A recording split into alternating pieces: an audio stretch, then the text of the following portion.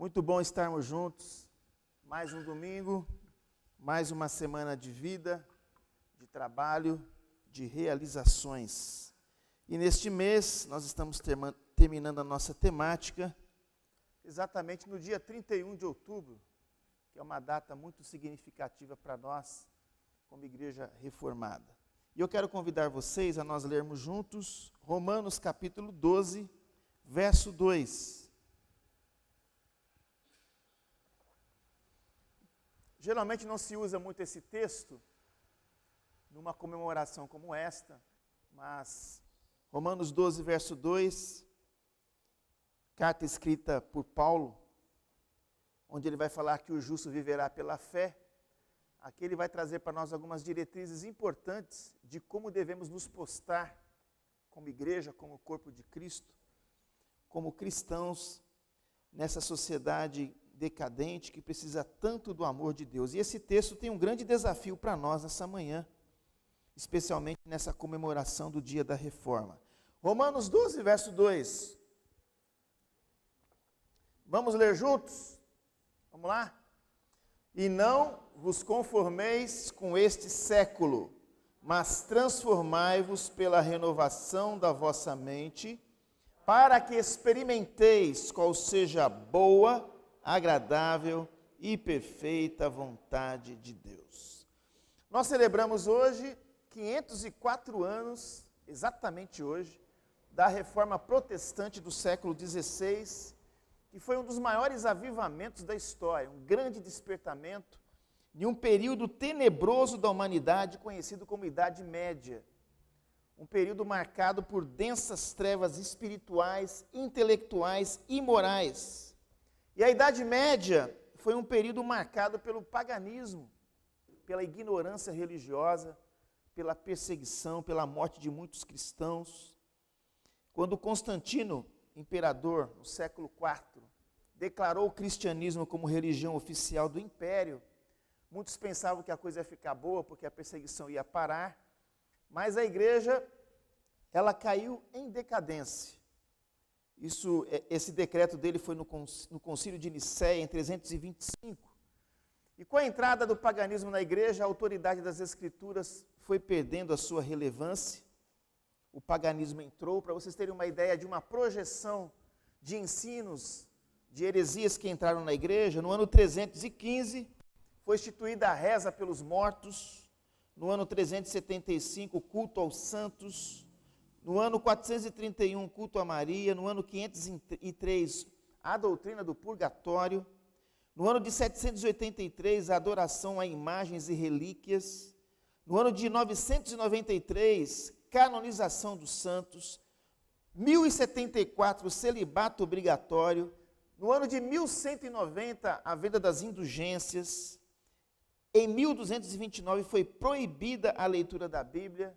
Em 1415, o cálice da ceia foi destinado apenas para os sacerdotes. E aí, se você for pesquisar, você vai encontrar muita coisa que foi adentrando nessa igreja, que um dia, quando a gente lembra da igreja primitiva, uma igreja que perseverava nas escrituras, essa igreja se perdeu.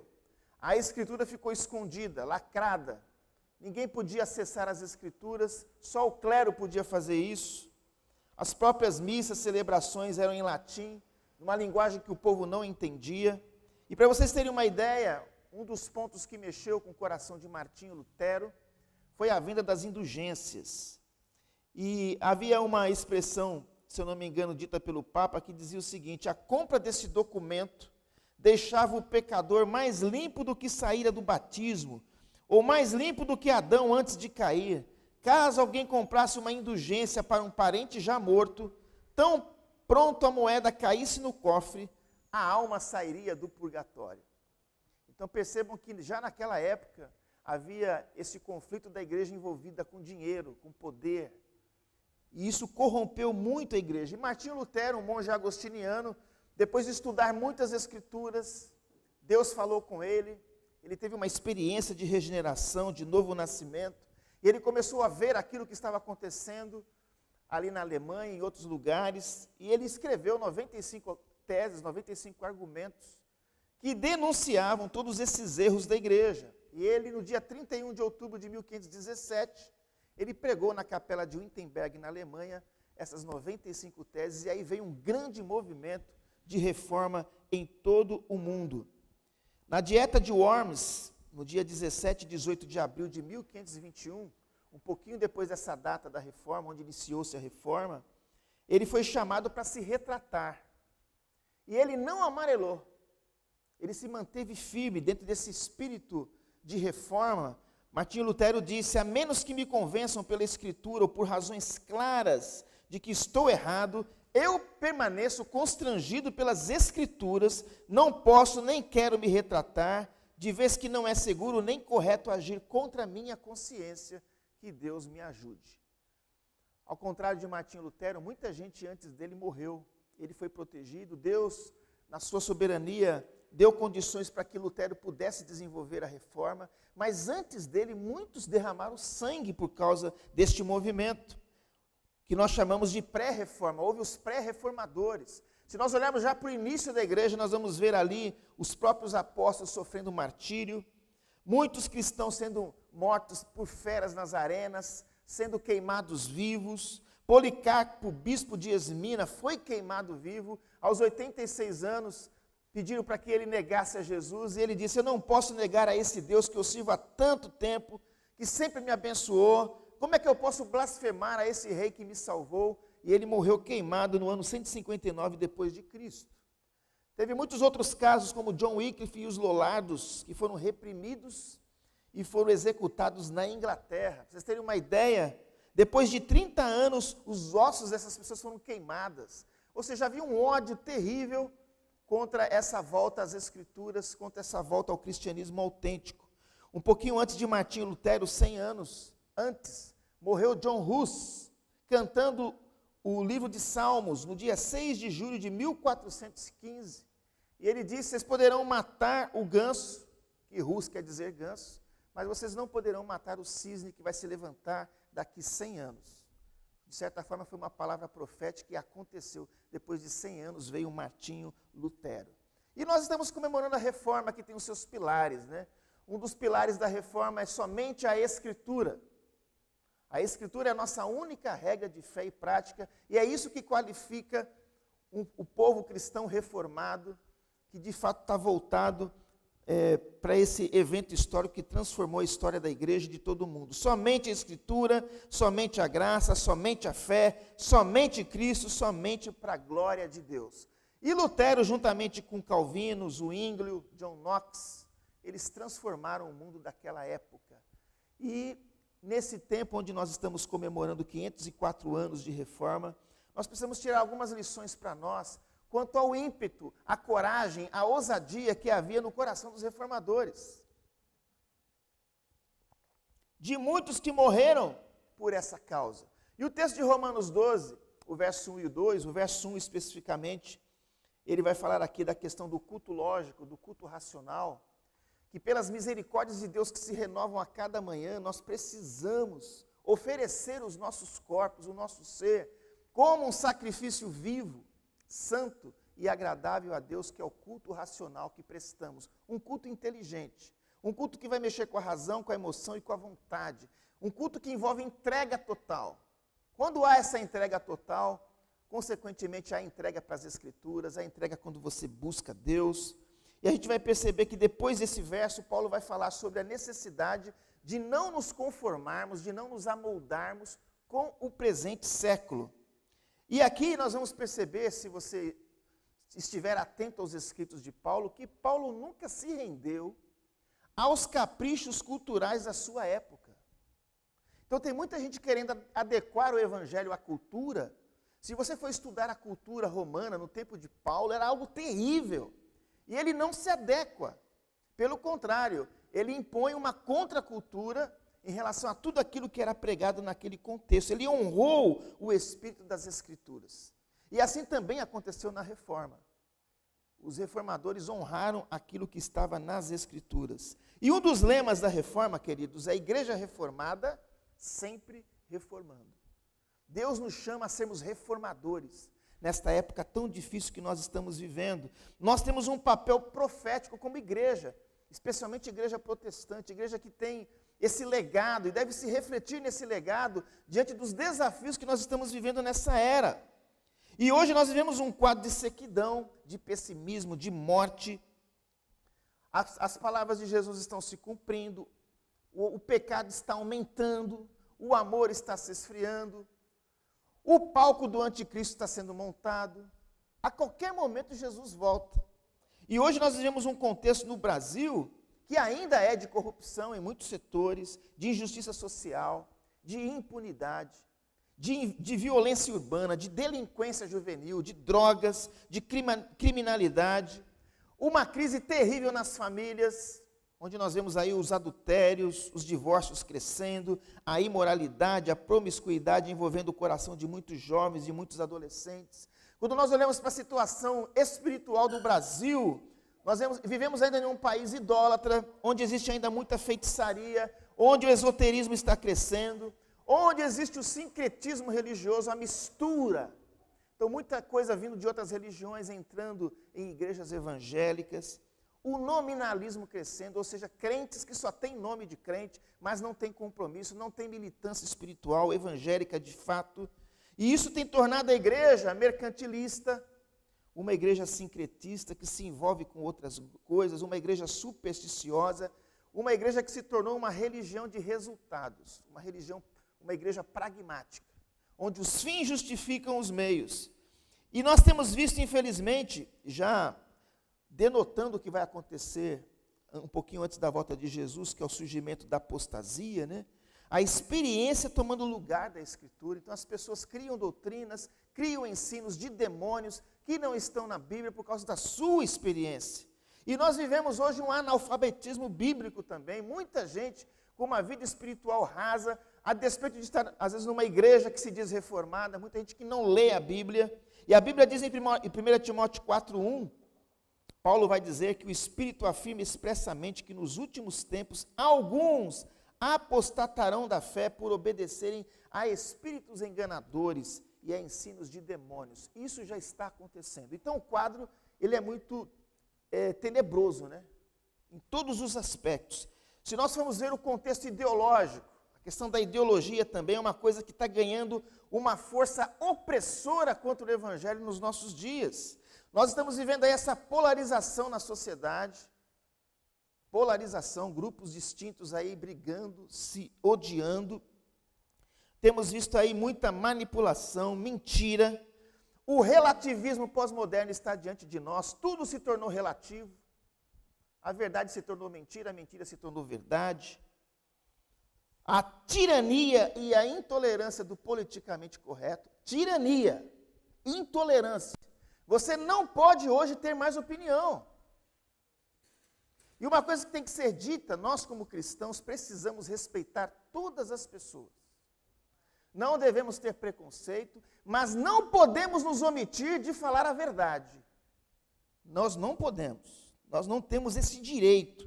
E hoje nós vivemos essa política de cancelamento, de lacração, que está aí diante de nós. O marxismo cultural está entre nós para destruir a família e os valores judaicos cristãos. Por isso que a igreja hoje, queridos, precisa despertar por um profetismo autêntico, na unção e no poder de Deus, com muito discernimento, com muita sabedoria. Nós precisamos de reforma, nós precisamos de avivamento, nós precisamos de uma grande intervenção divina. E eu pergunto, de que forma nós podemos vencer a crise moral, espiritual, ideológica dos nossos dias? Como é que eu posso me animar diante de um quadro desse? Eu quero dizer para você que Jesus é o Senhor da história. Ele tem o controle da história nas suas mãos. Ele move a história. Ele move o coração dos reis. O coração dos reis está nas mãos dele. Então isso traz conforto, traz consolo em saber que ele está no controle. E de que forma nós podemos ser uma igreja reformada? Sempre reformando. De que forma nós podemos nos animar? Primeiro ponto aqui. Não se conformem com este século. O verso 1 fala de um culto lógico, de um culto racional, de um culto inteligente. Depois ele vai dizer que em relação à nossa postura para com a sociedade, para com o mundo, nós não podemos nos conformar. Se conformar é ter a mesma forma, é amoldar-se, é acomodar-se. É viver os padrões do sistema filosófico e ideológico do nosso tempo, que vai envolver padrões, cultura, hábitos, estilo de vida. E os hábitos estão sendo inseridos naturalmente nessa ciranda do tempo. E nós precisamos estar atentos àquilo que muitas vezes quer dominar as nossas mentes. A Bíblia diz que o Deus deste século tem cegado a mente dos incrédulos. Presta atenção nesse termo, mente. O Deus desse século tem cegado a mente dos incrédulos. Se você ler Romanos capítulo 1, queridos, Romanos capítulo 1, verso 18 a 27, é uma grande manchete de Deus, escrita há muitos anos atrás, do que nós estamos vivendo hoje. Aí eu vou mandar queimar a Bíblia, porque está escrito na Bíblia isso. O texto vai dizer que muitos, inculcando-se por sábios, tornaram-se loucos. E olha que interessante, Deus pega essa turma e entrega essa turma para a imundícia, para desonrarem seus corpos, mudando a verdade de Deus em mentira. Deus os entrega às paixões infames. O que você lembra o que você pensa de infâmia? Deus entrega, Deus simplesmente solta. E é o que está acontecendo hoje. Então a gente vê o texto de Paulo aos Romanos falando de mulheres com mulheres, homens com homens, a degradação total daquilo que Deus, na sua originalidade, criou com tanta perfeição. Diz o texto que por haverem desprezado o conhecimento de Deus, o próprio Deus os entregou uma disposição mental reprovável para praticarem coisas inconvenientes, cheios de injustiça, malícia, avareza, maldade, possuídos de inveja, homicídios, contenda, dolo e malignidade, sendo difamadores, caluniadores, aborrecidos de Deus, insolentes, soberbos, presunçosos, inventores de males, desobedientes aos pais, insensatos, pérfidos, sem afeição natural e sem misericórdia. Olha quanta coisa que define a sociedade que nós estamos vivendo hoje. E Paulo vai dizer que, ora, conhecendo eles a sentença de Deus, que são passíveis de morte os que tais coisas praticam, não somente a fazem, mas também a provam. E assim procede. Aí é que vem o perigo para nós. Às vezes você está aprovando, você está se submetendo diante do politicamente correto dos nossos dias. E nós temos que nos posicionar como igreja, como sal da terra, como luz do mundo. Nós não precisamos agredir ninguém, machucar ninguém, mas temos que nos posicionar. Paulo diz em 2 Timóteo 3, verso 1 a 4, que nos últimos dias os homens serão mais amigos dos prazeres do que amigos de Deus. Também tem uma lista enorme nesse texto aqui, uma lista enorme do que serão os homens e mulheres nos últimos dias. E diante dessa configuração, nós vemos os ismos surgindo aí, que definem a filosofia do nosso tempo. Nós temos o materialismo, o humanismo, o relativismo, o hedonismo, que é a filosofia onde você vive em busca do prazer sem Deus. E Deus quer levantar nessa geração, eu creio, uma nata de pessoas inconformadas, que não se conformam, que não aceitam, que não se vendem. Vocês viram recentemente o que aconteceu com o jogador de vôlei Maurício Souza? O que ele escreveu lá foi muito simples. Talvez aqui a maioria pense que nem ele. Mas o que aconteceu com ele? Ele foi criminalizado por causa da sua opinião. As empresas Fiat e Gerdau, que são os patrocinadores do clube, tem que tirar esse cara. Então isso só é um sinal, queridos, do que vai acontecer daqui para frente. Você vai perder o emprego por causa das suas convicções. Você está disposto a encarar isso? Recentemente aconteceu isso com o pastor Jorge Linhares, lá em Minas Gerais, aquela questão do Burger King, sobre ideologia de gênero. Ele falou a coisa mais clara do universo, que menino é menino e menina é menina, e Deus não falha. Pronto, foi convocado para falar. Então eles querem eles querem calar a nossa boca hoje. Então o certo virou errado e o errado virou certo. Então Romanos está se cumprindo. E nós precisamos nos posicionar como igreja, porque a perseguição está se aproximando. Logo, logo aí, talvez os pastores vão começar a ser presos. Porque vão dizer o que o Evangelho prega, o que o Evangelho mostra. Jesus disse, sereis odiados de todos por causa do meu nome. Aquele, porém, que perseverar até o fim, esse será salvo. Sereis odiados por todos. Está se aproximando. E isso ajuda a gente a distinguir quem é de Jesus de verdade e quem não é. Porque quem for vai assumir a sua postura. Quem não for vai ficar em cima do muro. E o muro é do diabo. Por isso, meus amados, nós precisamos orar como igreja para que Deus nos dê sabedoria para denunciar o pecado, sem menosprezar o pecador, mas mostrar. Porque o salário do pecado é a morte. Como eu disse, o texto de Romanos diz que Deus entrega essas pessoas, entrega, para que eles se destruam. Mas dentro dessa sociedade tem pessoas que podem ser salvas, e eu e você precisamos falar do amor de Deus, falar que o sangue de Jesus nos purifica e nos liberta de todo e qualquer pecado. Não tem pecado que Jesus não liberte, que Jesus não restaure. A Bíblia diz, não ameis o mundo nem as coisas que há no mundo. Se alguém amar o mundo, o amor do Pai não está nele. Então você precisa se posicionar. E o mundo aqui não é usos e costumes, como alguns pensam, algumas pessoas pensam, mas mundo aqui é você estar envolto com o pecado, com uma prática pecaminosa, com um estilo de vida pecaminoso.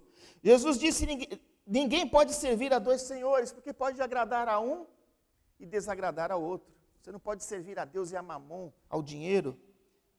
Tiago vai dizer, infiéis, não compreendeis que a amizade do mundo é inimiga de Deus? Aquele, pois, que quiser ser amigo do mundo, constitui-se inimigo de Deus. Em que lado você está? Qual é o lado que você está pisando? A Bíblia também diz, e não sejais cúmplices das obras infrutíferas das trevas, antes reprovai-as. Porque os que fazem oculto só referir é vergonha. Efésios 5, verso 11 e 12. 1 Tessalonicenses 5, 22, Paulo vai dizer, abstende-vos de toda forma de mal, fugi da aparência do mal. Até essa data, né, dia 31 de outubro, fazendo só um parâmetro aqui, aproveitando a oportunidade, né, se comemora em todo mundo aí a festa do Halloween. Eu quero te dar um conselho, irmão, que você que tem filhos, não participa não. Não participe. Ah, pastor, mas é uma questão cultural, é brincadeira. Você sabia que lá nos Estados Unidos, 15 dias antes da festa, um monte de criança desaparece? Porque são oferecidas a demônios. Aí, por brincadeira e por cultura, você participa. Então, é só para você pensar um pouquinho, reflita, faz uma pesquisa lá no Google, no YouTube, sobre o cristão e o Halloween. Pronto, só isso, só isso. Aí você já vai ver um monte de coisa lá, nem preciso falar muito. Então, a gente precisa se posicionar. A Bíblia diz que todas as coisas me são lícitas, mas nem todas me convêm. E essa questão de se amoldar o mundo é muito sério hoje. Nós precisamos de discernimento. A Bíblia diz que a mensagem da cruz é loucura para os que se perdem, é caretice. Mas para nós que somos salvos é o poder de Deus. E isso vai apertar ainda mais aqui para frente, gente. Se você quiser seguir Jesus, é loucura, é caretice. É ser fundamentalista. A Bíblia diz, Jesus diz, entrai pela porta estreita, porque larga é a porta, espaçoso o caminho que conduz para a perdição, e são muitos os que entram por ela, porque estreita é a porta, apertado o caminho que conduz para a vida, e são poucos os que acertam com ela. Poucos. O evangelho não é para todos, a fé não é de todos. Cai na real. A mensagem da cruz é loucura. E a Bíblia também diz que o homem natural não aceita as coisas do Espírito porque lhe parecem loucura. Então as coisas espirituais, amados, é uma questão que se discerne espiritualmente. Você precisa ter o Espírito Santo. Para que você tenha esse discernimento. Você tem que ter o Espírito Santo para não viver mais na prática e no domínio do pecado. Então nós vivemos hoje uma sociedade sem Deus. Imagina quando o anticristo chegar, minha gente. Aí o bicho vai pegar. Porque Deus vai permitir que ele faça o que ele quiser. Então se estiver aqui, é morte para você, para mim. Não tem jeito. Não seja um camaleão que assume as cores das coisas que te cercam. Você precisa ter um posicionamento inteligente. Vou frisar bem isso, como cristão. Portanto, não se conformar não implica em alienar-se, mas ser um agente de transformação. E hoje, como cristãos, os nossos adolescentes, jovens, precisam ser agentes de transformação nas faculdades, nas escolas, porque o que está acontecendo hoje, a gente vê essa doutrinação nas escolas, e nós precisamos, inclusive como igreja, como pais, instruir melhor nossos filhos, orar por eles, dobrar o joelho, porque a coisa está se intensificando. Tanto jovens como adolescentes, como crianças, como casais, nós precisamos abrir os olhos para o sistema de valores do nosso tempo e não aderir ao que o mundo está nos oferecendo, aos manjares que o mundo está nos oferecendo. Nós precisamos discernir a malignidade dos nossos dias, que estão aí apertando e destruindo vidas. Então, a primeira coisa que nós podemos fazer diante desse texto, para ser uma igreja reformada, sempre reformando, é não se conformar. Lutero não se conformou. Os reformadores não se conformaram, não aceitavam. Temos que fazer algo. E a Escritura produziu uma grande revolução. Então, se amolde a Escritura e busque a renovação da sua mente. A segunda coisa, Paulo vai dizer, não vos conformeis com este mundo, com este século, com esse sistema, mas transformai-vos pela renovação da vossa mente. Transformar-vos aqui, a palavra grega metamorfo, que dá a ideia de metamorfose. Você já viu como uma borboleta se transforma em borboleta? Aquele casulinho, aquele bichinho feio, de repente fica lindo. Deus quer fazer isso na sua cabeça. O diabo quer destruir a sua mente. E tudo vai depender muito de como é que você alimenta a sua mente, com o que você escuta e com o que você vê. Como é que você tem alimentado a sua mente?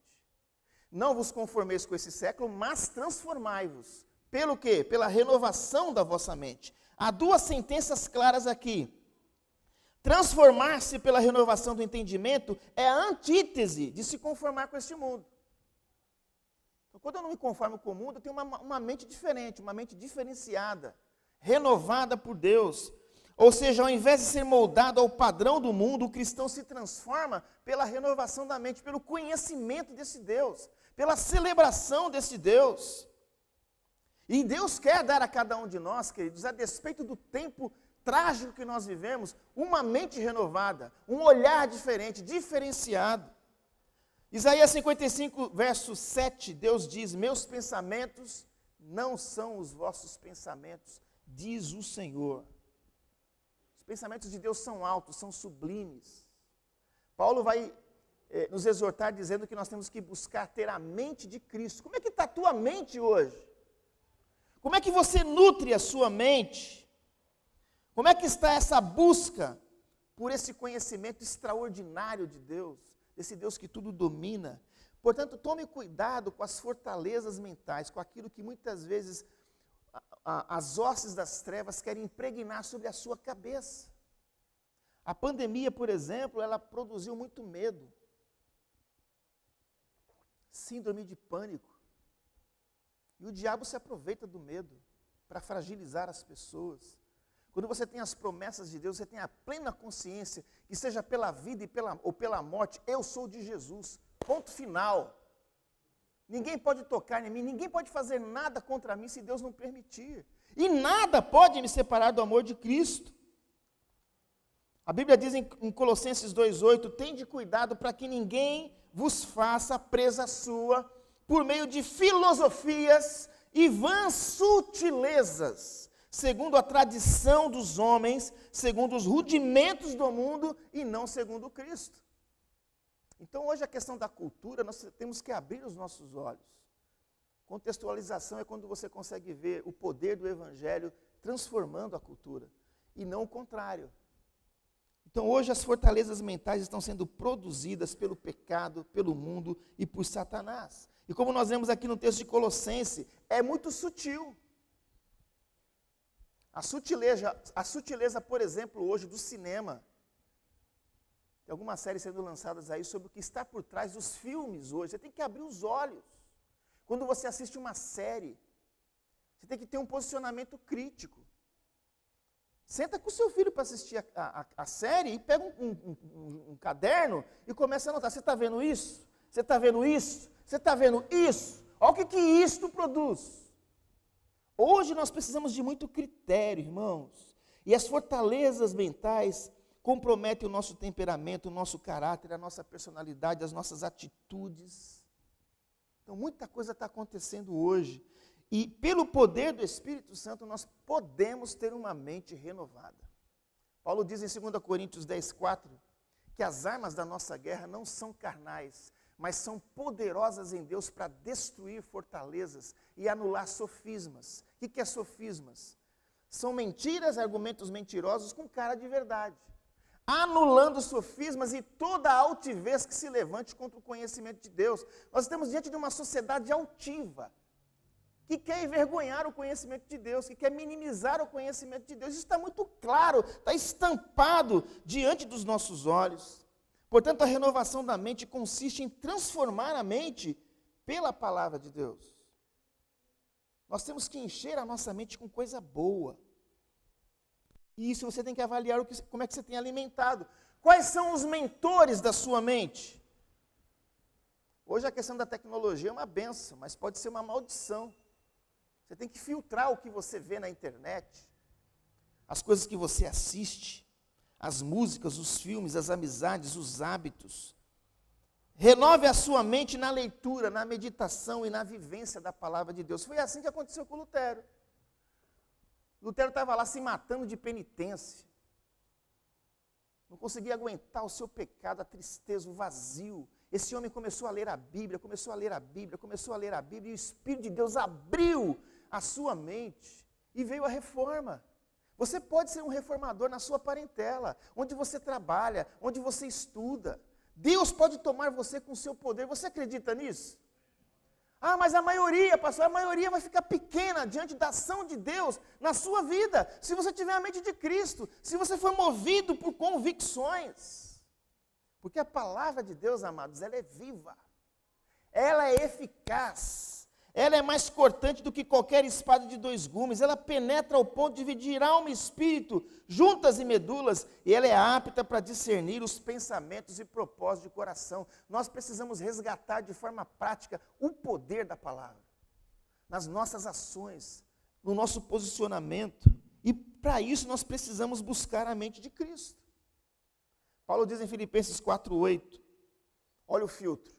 Tudo que é verdadeiro, tudo que é respeitável, tudo que é justo, tudo que é puro, tudo que é amável, tudo que é de boa fama, se alguma virtude há e se algum louvor existe, seja isso que ocupe a vossa cabeça, o vosso pensamento. O que está povoando a sua mente hoje? Hoje. E se você fizer um teste, quando você está livre da ação do pecado, do diabo e do mundo, e quando você está cheio do Espírito Santo, é maravilhoso as coisas que o Espírito Santo traz à sua mente. A maneira como você encara a vida, como você encara as pessoas, como você olha para você mesmo, como você olha para Deus. Alguém aqui está carente de uma renovação na mente? Pessoas que estão sendo prejudicadas e destruídas por esse sistema de valores terrível que nós vivemos hoje. Busque essa renovação, mas pastor, como é que eu busco? Busque lendo as Escrituras. Busque na presença de Deus. E se você fizer isso, sabe o que vai acontecer? Para concluir, você vai celebrar e vai se submeter à boa, perfeita e agradável vontade de Deus. Sabendo que eu sirvo um Deus soberano, um Deus que rege a história, um Deus que rege os meus dias. Nada melhor do que saber a vontade dEle. Quem aqui não quer saber a vontade dEle? O caminho é você não se conformar, é você buscar a renovação da mente para que você experimente a boa, perfeita e agradável vontade de Deus. A vontade de Deus é boa, ela faz bem para a alma, para a existência, ela frutifica. Deus é bom, queridos, o tempo todo. Amém? A vontade dele é boa. A vontade dele é agradável, é prazerosa, é gostosa, é compensadora, é útil, traz conforto. Para quem está precisando de conforto, você precisa da vontade de Deus. Não tenha medo da vontade de Deus. E a vontade de Deus é perfeita, não tem erros, equívocos, acasos. A vontade de Deus é soberana e ela traz autoridade para as nossas vidas. Só uma mente renovada nos capacitará a discernir a vontade de Deus. Agrada-te do Senhor, deleita-te nele e ele satisfará os desejos do teu coração. Pega essa promessa, mastiga ela, sente o gosto, de maneira que você experimente, celebre, sorria essa vontade no seu dia a dia. Eu quero terminar com uma frase de João Calvino, que ele disse que o avivamento é uma onda que varre a igreja de tempos em tempos, despertando-a, tirando-a do marasmo, é a passagem da fé menor para a fé maior, do cálice pela metade para o cálice cheio, da entrega parcial para a entrega total, da mesmice de sempre para a novidade de vida, das obras da carne para o fruto do Espírito, da posse do Espírito para a plenitude do Espírito. Que Deus avive a sua obra, amém, queridos? Na minha vida e na sua vida e na igreja, nesses tempos que nós estamos vivendo. Vamos ficar em pé e vamos orar.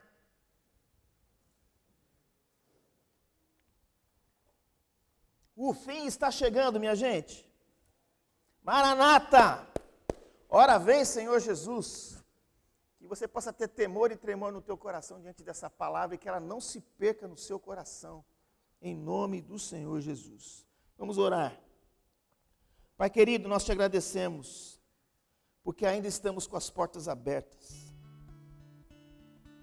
Nos ajuda a aproveitar melhor isso, Senhor. Porque talvez daqui a um tempo a gente possa sofrer perseguição por te amar, por te conhecer. Que o poder do Espírito Santo esteja sobre a tua igreja nesses dias, Senhor. Que diante de tanta violência, diante de tanta ação do inimigo contra o teu povo, que nós possamos permanecermos fiéis ao Senhor. Que o Senhor, ó Deus, esteja nos trazendo na nossa história um despertamento pela palavra. Que nós possamos aprender a ler o jornal e ler a Bíblia, e refletir e ter discernimento do nosso tempo. Não permita, Senhor, que o mundo nos envolva.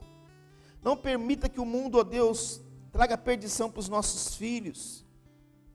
Mas que a tua palavra, Pai, possa ter poder nas nossas vidas, nas nossas consciências. Nos dê uma mente renovada, para que possamos nos alegrar, ó Deus, com a tua vontade que é boa, perfeita e agradável. Nós te louvamos por Martinho Lutero, pelos reformadores, porque ao longo da história o Senhor tem manifestado o teu poder. Cuida do teu povo, Pai. E que nesse dia 31 de outubro, com temor e tremor, nós possamos celebrar essa data e nos posicionar diante dela. É o que nós pedimos no nome de Jesus. Amém. Amém? Pode sentar. Presbítero Edilson, algum aviso? Vamos para a classe, irmãos. Boa aula para todos, em nome de Jesus. Oh, meu Rei, debaixo de tuas asas.